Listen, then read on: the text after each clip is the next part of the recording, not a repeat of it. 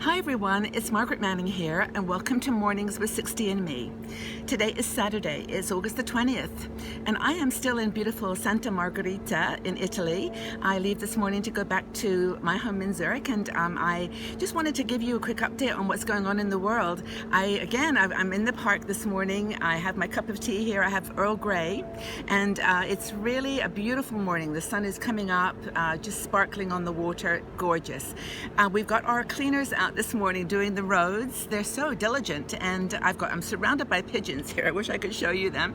And people are running, walking their dogs. It's just a really gorgeous day. So I hope that you've got something beautiful planned for this Saturday and wherever you are in this world.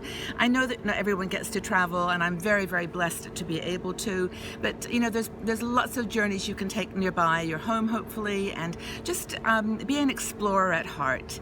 So thank you so much for being here. I hope that you're all having a great day so far. I've got a few bits of news to share with you this morning. The Olympics are in day 15 now, I think, and you know, some very interesting things going on. Our hero, Usain Bolt from Jamaica, he's an amazing runner, and he yesterday did something that no one has done before. He managed to do a triple. That is, he won 3 gold medals in 3 different races in 3 consecutive Olympic Games. Just amazing, and he is a star. So congratulations to Usain Bolt. Fantastic achievement. Also, there's been some other news, and I wanted to clarify a story that I reported a few days ago, which you probably have heard about too. This had to do with the U.S. swimmers saying that they had been attacked and robbed. Turns out that wasn't quite true. There was an argument, there was a situation, but they were not attacked or they were not held up and robbed. So there's a lot of controversy over this. Lochte is apologizing for his lack of judgment, and one of the swimmers, actually, I've forgotten his name now, is actually giving $11,000 to charity as an apology for what happened. So that's kind of a sad story, and there's been a lot of press on that, and doesn't do good for the U.S. swim team. But anyway, the Paralympics are starting soon, and that will be another whole new set of wonderful events to report.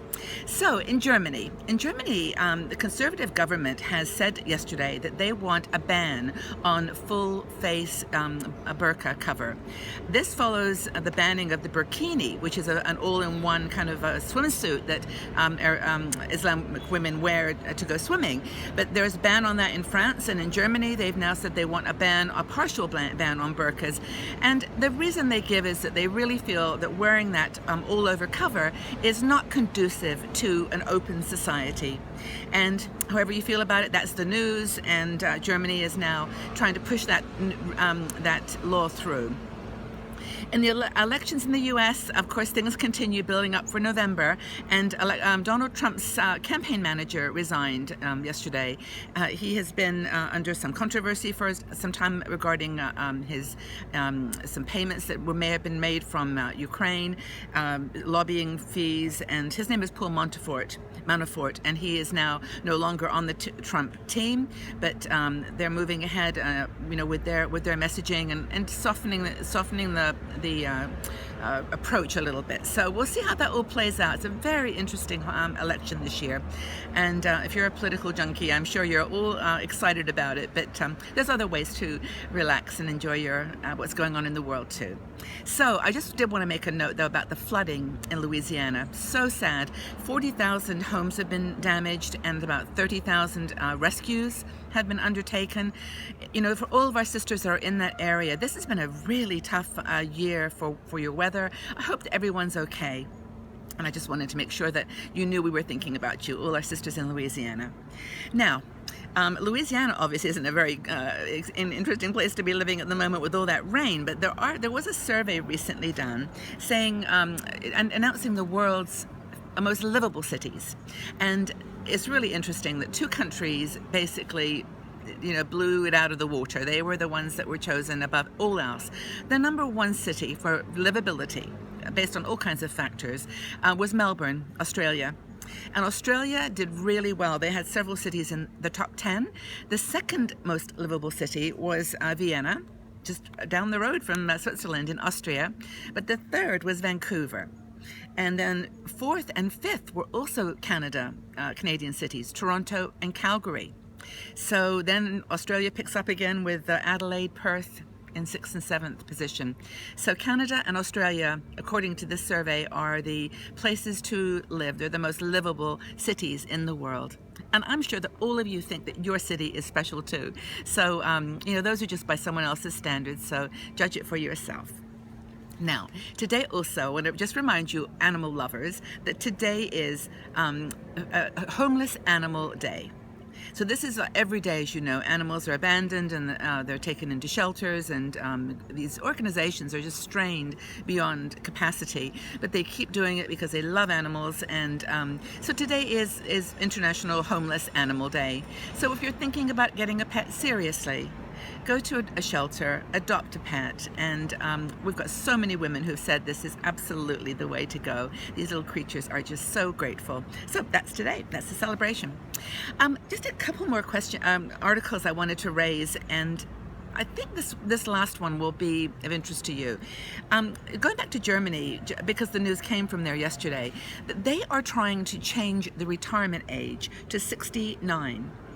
Now, this will be over a few years, but they feel that, we're living longer, we're working longer, which is another interesting story because it's sometimes hard to get work after 60, but they want to set the pension age at 69. Now, when I read this article, I thought, well, that is pretty, advanced from where we are in most countries in the world. But I did some research and found that, obviously the United States is 65, Greece is 67. Now, there's also a lot of countries that are lower than 60. And I wanted just to give you an idea of other countries that have a lower retirement age. So, for example, Italy, where I am right now, is 60. Turkey is 57. China is 50. Now, the reason that I'm interested in this story is that I've also been reading about other countries like China trying to raise the retirement age, really for one basic reason, and that is the pensions cannot cope with the number of older people who are claiming them. So in China, 50 is the age now, but that is, I've read, being changed, or at least over time being phased out. In Russia, the retirement age is 55. And in Norway, they're actually older as well. They're 67. So, I think there's going to be a lot of change in the world in the next few years with regards to retirement age. And I'd love to actually make that our question for the day. What do you think is the perfect retirement age? When do you think that pensions should start to be paid for people who are retiring? I think it'd be really interesting to get your thoughts on that. So please leave your comments in the section below. I hope that you have a wonderful Saturday, and take good care of yourselves and do something special for yourself this weekend. And by the way, if you want to get these news stories first, go up to 60andme.com/mornings, and then you'll be the first to know when the news is released. So, question for the day is, what do you think is the ideal retirement age? Let's have a conversation. Leave your comments below and I'll join in and we can have a chat. So take care, everyone. Have a really wonderful day, and we'll see you again tomorrow on Mornings with 60 and Me. Bye for now.